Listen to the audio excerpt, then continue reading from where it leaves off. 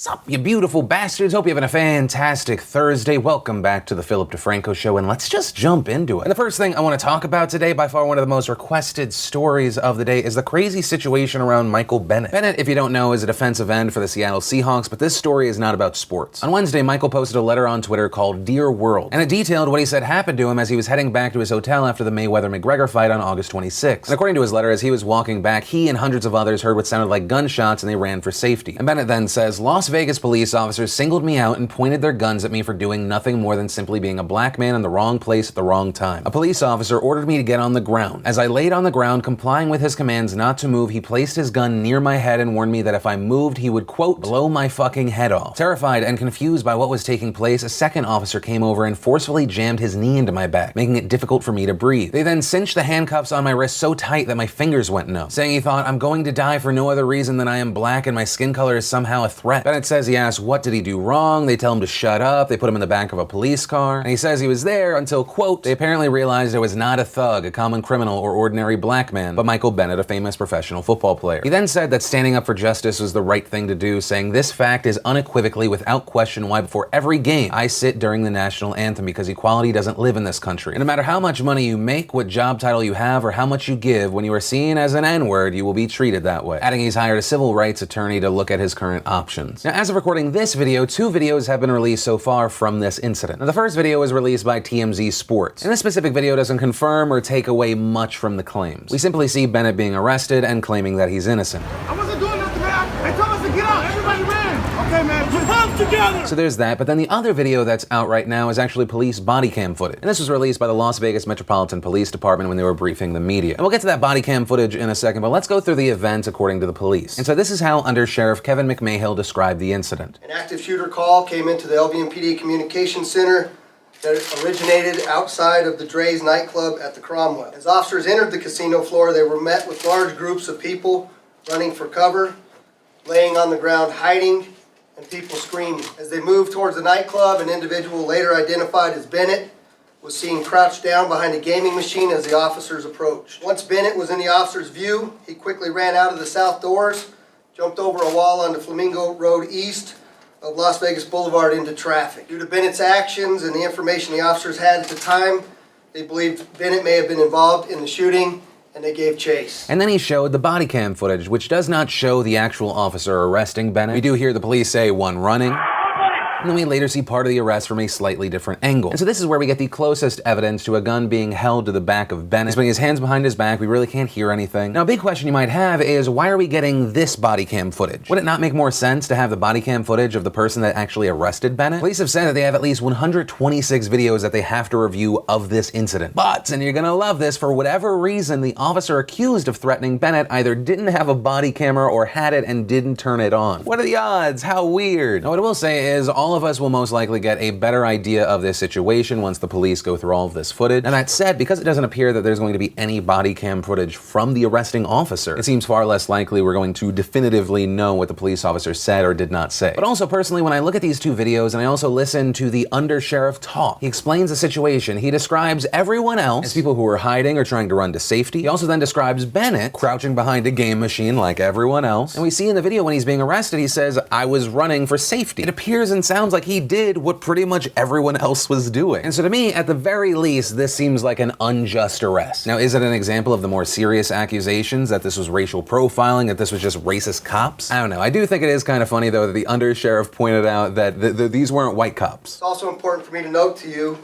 both of the officers involved in this incident in question are of Hispanic origin. Kevin, I'm not even saying it was 100% racial profiling, but for you, that it was very important for you to point this out, as if you're saying it's only possible for white people to racially profile. It's so weird. This isn't simply a white thing, this is a blue thing. Now, since all of this has happened, Bennett has gotten an overwhelming amount of support, both from the public and even people close to home. His coach, Pete Carroll, saying what happened with Michael is a classic illustration of the reality of inequalities that are demonstrated daily. May this incident inspire all of us to respond with compassion when inequalities are brought to light light and allow us to have the courage to stand for change. We can do better than this. And the NFL is saying, Michael Bennett represents the best of the NFL, a leader on his team and in his community. While we understand the Las Vegas Police Department will address this later this evening, the issues Michael has been raising deserve serious attention from all our leaders in every community. And then one of the most recent updates to the story is that the union for the Las Vegas Metropolitan Police Department sent a letter to Roger Goodell and the NFL requesting they, quote, conduct an investigation and take appropriate action into Michael Bennett's obvious false allegations against our officers. Adding, while the NFL may condone Bennett's disrespect for our American flag and everything it symbolizes, we hope the league will not ignore Bennett's false accusations against our police officers. They once again claim that his comments were false and defamatory. Then they explain that this is one of the most dangerous calls that a police officer can respond to, saying they had reasonable suspicion because they saw Bennett once again hiding behind a slot machine. He then runs. They say he was hiding from police. Then adding that our officers, who are both minorities, had the legal right and obligation to detain Bennett based on the nature of the call and Bennett's unusual and suspicious actions. Adding, Michael Bennett's claim that our officers are racist is false and offensive to men and women of law enforcement. We hope he will take appropriate action against Michael Bennett. Yours truly, the Las Vegas Metro Police Protection Association, Detective Steve Gramas. And once again, just coming out of that, they are really hitting that hammer of they're not white though. Yes, there are people out there that claim that white people are racist, and there are racist white people. The argument in this situation doesn't seem to be white people versus black people. The argument Bennett seems to be making here is police, blue versus black people. And personally, I think you have to at least consider Bennett's point of view, especially when you look into all the pieces of that body cam footage that does not have Bennett in it. You see people left and right running to get away and hiding behind tables and machines. So that's my opinion on it right now. But ultimately, that is where we are right now. We're waiting for more video evidence to come out. But with what we have so far, at the very least, it seems unjust. It's also somewhat sketchy since the arresting officer doesn't have footage. I don't know. I'll pass the question off to you. What is your takeaway from this? I'd love to know your thoughts in those comments down below. But from that, I want to share some stuff I love today. And today in Awesome, brought to you by Squarespace. Squarespace, of course, a fantastic place to make a beautiful website with their incredibly easy all-in-one platform. You've got nothing to install, patch, or upgrade ever. So if you want to check it out, start your free trial like many from the nation already have, go to squarespace.com/Phil. And if you really like it, use offer code Phil for 10% off your first purchase. And the first bit of awesome is actually a little more personal. In the next 24 to 48 hours, my second son will be born. I'm very excited. I feel as prepared as I can possibly be, although I've been told by parents of 2 and more that the jump to 2 is incredibly hard and no one's ever fully prepared. Now, what that'll also mean for you is that there will be no Friday show this week. So just a heads up. Then, if you haven't seen Justin Roiland on the H3H3 podcast calling Joel Osteen's church, just watch it. It's gonna make you either go, wow, or Ricky ta ta ta. Don't worry, you'll get it. Then we got a trailer for the new Benedict Cumberbatch movie, The Current War. It's about the race between Thomas Edison, George Westinghouse. Then, of course, we have a video for the question that everyone's asked at some point: what happens when you